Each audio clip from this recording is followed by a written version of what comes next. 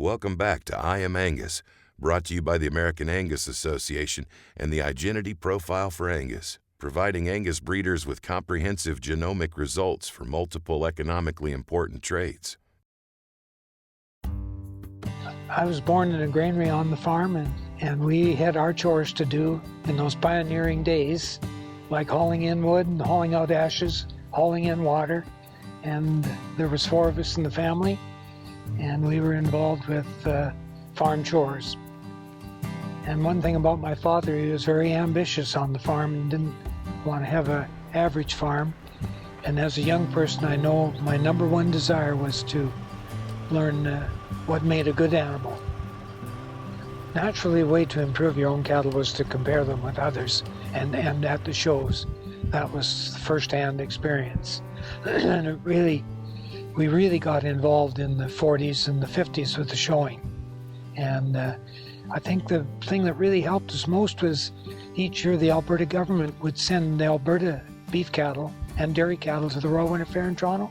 So for a number of years, I would travel with that shipment of cattle to the Royal.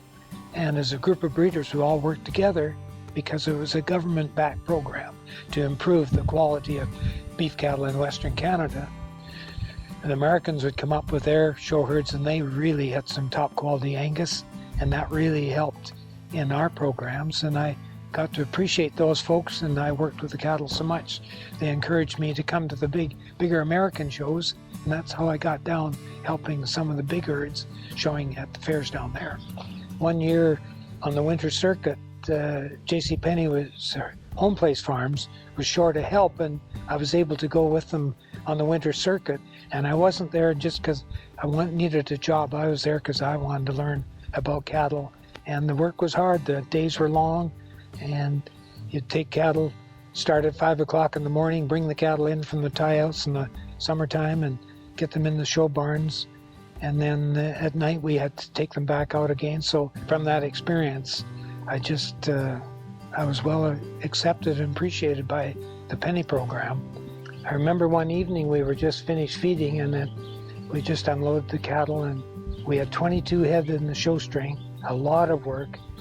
And I was at the far end of the show string, and a man and his daughter came by and asked if I worked for the Home Place or penny herd. And I said I did, and he said, you know, we have a very good steer here, but we don't know much about getting them ready for the show. Do you think one of the penny boys would be willing to help us?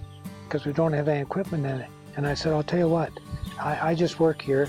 The boss is down at the other end, they're mixing feed. You go down, ask him.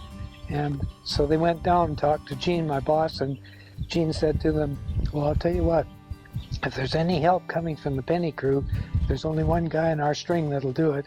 It will help you on his time, and that's Bud. So every evening after we put our cattle out the tie-outs, I'd go down and work on the steer with them. And I'd always taken a terrific interest in dressing animals for the show ring, preparing the hair and that. And you know, that steer just worked out perfect. And by the time all the classes were done, he turned out to be the international grand champion steer. It was almost like a miracle for me to work on this terrific steer. It was a rumor that the steer would be sent to the celebrity show of Ed Sullivan in New York, and the decision was made. The family said there's only one. They needed to send someone to New York to dress the steer to go on the show, and Mr. Hollinger, the father of the girl that won with the steer, said there's only one guy going, and that's Bud. So I got on an airplane with 2 pilots and one steer in a cage in a wooden box, and we landed in New York. They had a truck waiting for us with feed and everything in them on the truck, feed, water, and equipment to show them. And I've never been treated so good in my life. And then the evening he was to go on the show, I had him all ready, and he walked out on the stage, and I think Ed was he couldn't believe it.